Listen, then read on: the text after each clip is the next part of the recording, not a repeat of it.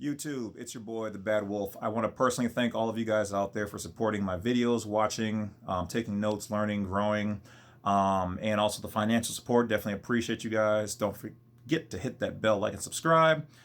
That being said, let's get right to the video. All right, so a long time ago, I heard this story about how this guy got raided and he was like, oh, you don't have jurisdiction to be in my house. I'm this, I'm that. Now, I don't know what he was claiming or whatever else, but what's interesting is that the cop goes to him, well, do you see that American flag on your car, that sticker? Do you see that American flag that you have on your house? That gave us jurisdiction. All right. So my thing and thoughts were is how do we then remove them from, or remove ourselves from their jurisdiction? Okay. Can you just put up a flag? Do you have to declare it? Okay, so we're going to get back to that, but right now, basically, it's about your house, your home, right? Your domicile, as they call it, or your residence. Well, here's what's interesting about the word domicile, okay? You can't just take these words they use for granted, all right? So let me read you what, by official definition, the word domicile means, okay? In law, domicile is the status or attribution of being a lawful, permanent resident in a particular jurisdiction.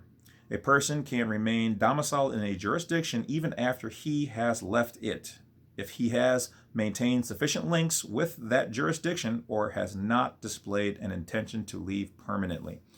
Well, I heard the keywords jurisdiction and resident or residence in there, right? Okay. So let's look up residence. All right. Let's pop over to that. Residence. Okay. The act of or fact of a dwelling in a place of some time. The fact of living and regularly staying at or in some place, or the discharge of duty of an enjoyment of a benefit. The benefit, that's also their words. Okay, let's see how it keeps going and tying in here. The place where a corporation is actually or officially established. Gotcha. All right. So that tells you right there that these words domicile and resident, okay, and which is in connection to what they say dwelling, are all words they use to have jurisdiction over you. Okay. See if there's anything in here. The period of duration of an abode in a place. Blah, blah, blah, just goes on. But anyway, those are the key words. So the place where a corporation is actually or officially established, especially that too. So we all know that we're looked at as corporate fictions, okay? Our straw man, which is your name, that they send you your paperwork, your letters in the mail with your all caps name, or your name in all caps. All right, so that being said, you want to call your establishment a home, or your house, or you're the owner of that particular property. Now, if you have an apartment, we're just going to start here. If you have an apartment and you want to do this, I was working on this. How can you do this? Now, you have to either have permission from your landlord, because he actually is the one who owns it. Probably won't get that. But there's a way around that, I think. Okay, because you can declare any of your property to be underneath, your own micronation, or not underneath their jurisdiction. Now, to make this probably official, you probably want to write all this up. Like let's say you have your apartment.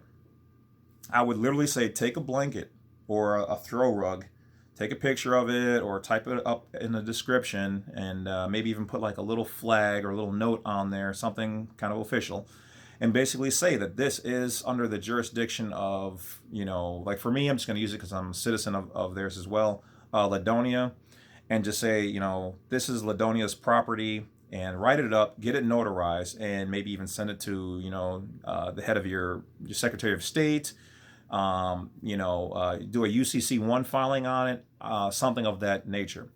And that is going to declare that underneath that particular jurisdiction. Okay, you are declaring that.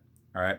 So that would be kind of a way to, what do you want to say, like your bedroom set, your, whether it's your clothes or whatever. Okay, because you probably can't claim the full apartment because it's, technically owned by somebody else. But if you own your own house, this is mainly what that's for. Is I would go out, which is what I'm going to do, and have a flag made or buy one from my particular country, and I'm going to fly that flag. And then in my UCC1 filings, I'm going to declare that my house and my property is underneath the jurisdiction of Ladonia, and I'm going to have an actual sign made, and I'm going to put that on my front porch so that anybody approaching my property can see that this is not U.S. property, and that's what my sign's going to say. Basically something along the lines of, warning or caution, the property that you're about to, trespass upon is official Ladonia property. So take due notice if you are not invited, this is no longer U.S. territory. So the state of Wisconsin may not officially recognize, my declaration because, even though the property is mine, I own it. It's technically still connected to, as is, Wisconsin, so they may or may not recognize that. But my house is definitely my property, and so that is what it will say that, this property. So basically what it would be able to do as far as jurisdictional reasons, it would keep the police from not being able to come onto my property without having the proper paperwork and information, or being that there's something majorly going wrong here, or I have to give them permission, or they have to get written permission prior, which would be for me as the owner. So now, will that hold up in court or something like that? Like I said, maybe not with the physical property, just because I bought it from Wisconsin, so they may or may not have a say. But I would like to think that because it's mine and it's paid off and I'm merely paying taxes on it, that they shouldn't be able to say that. But have people done this? Yes. And can I do it at the house? Yes. Okay. Now, does that mean at the end of the day that that would stop them from actually just breaking down the door or doing whatever they want to do? No. Okay.